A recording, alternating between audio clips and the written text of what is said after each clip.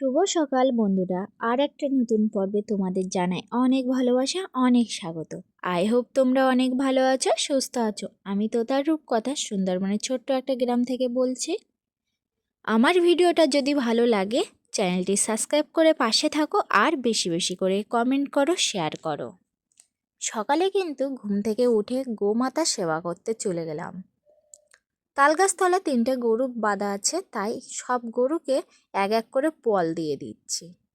যেহেতু মা গেছে মাঠে, বাবা কিন্তু আজ বাড়িতে আসবে।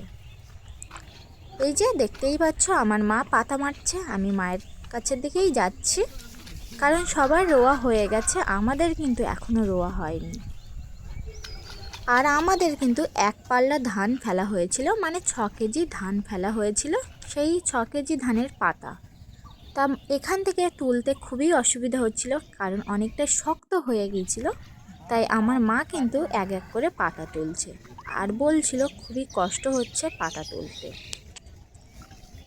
সবাই কিন্তু জোন নিয়ে পাতা তুলছে, রোয়া হয়ে গেছে। যেহেতু আমাদের 10 কাঠা জমি, তাই আমরা নিজেরাই কিন্তু রোয়া দেবো।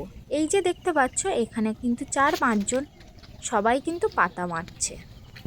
আর আমার বাবা যেহেতু বাড়িতে নেই, বললাম আমার বাবা গতকাল মাসিমাদের বাড়িতে গিয়েছিল, আজকে বাড়িতে আসলো।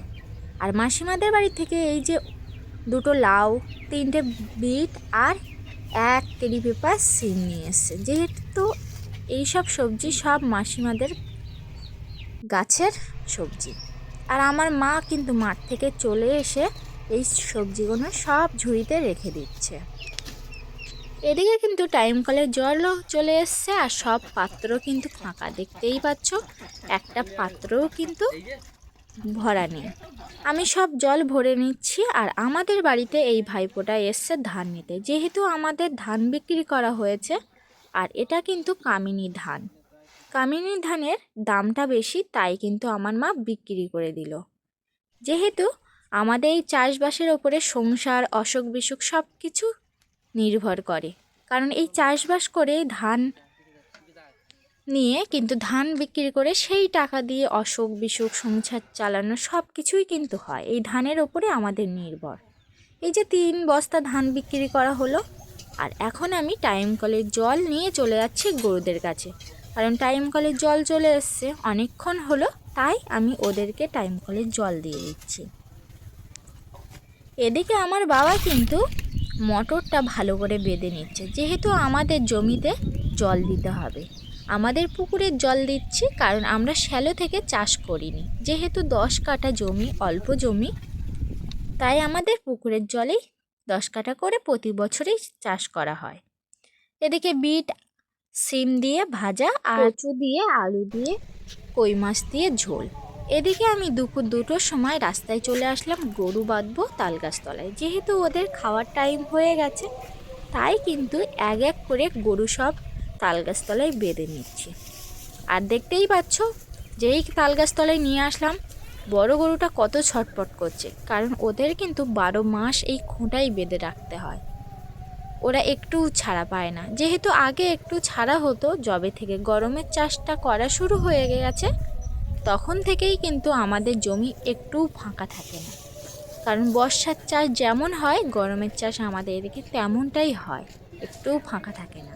আর ওরা 12 মাস কিন্তু এই শুকনো খড়ই খেতে হয়, সেই কারণে একটু যদি ছাড়া পায় গরুগুলো নাচানাচি করতে শুরু করে দেয়। তাই আমি সব গরুগুলো এক এক করে তালগাছতলায় বেঁধে নিচ্ছি, আর ওদেরকে দিয়ে দেবো এখন খড়।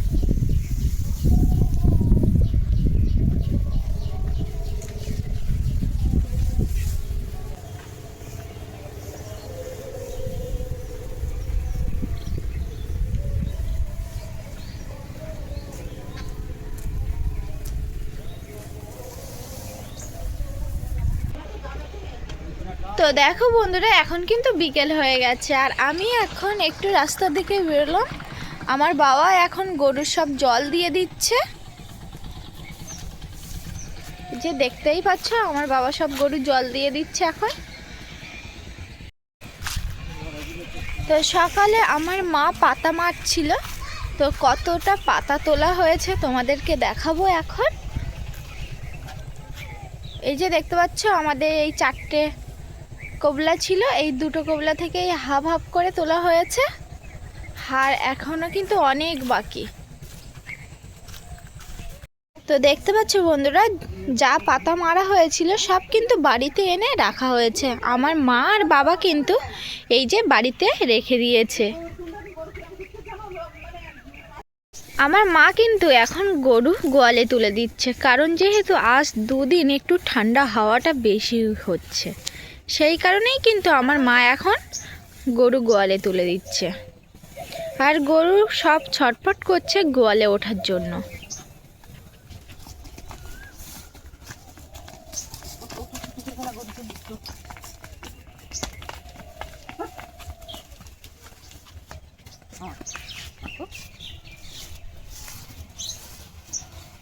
ওর না একটা শিং মা নড়ে মা, ব্যথা হয় মনে হয় ওই শিংটা।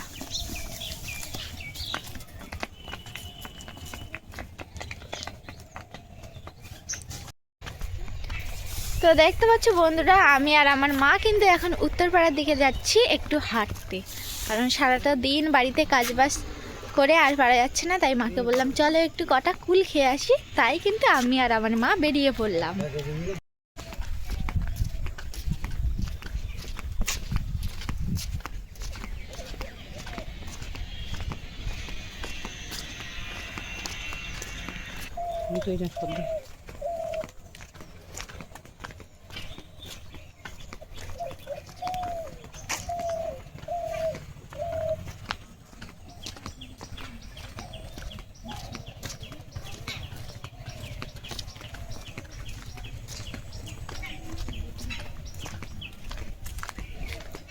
আমি কিন্তু এখন কুল গাছতলায় চলে এসেছি, আর কুল গাছতলায় প্রচুর কুল পড়ে আছে। তো কুল খুঁটে নেই, তারপর তোমাদের সঙ্গে দেখা হচ্ছে। টাটা। তো দেখো বন্ধুরা, আমি আর আমার মা কিন্তু এখন বাড়িতে আছি, আর অনেকটাই কুল খুঁটে নিয়েছি, সব গাছতলায় পড়েছিল। তো আমরা আর গাছের গায়েই হাত দিইনি, গাছতলা থেকে সব খুঁটে নিয়ে বাড়ি যাচ্ছি এখন।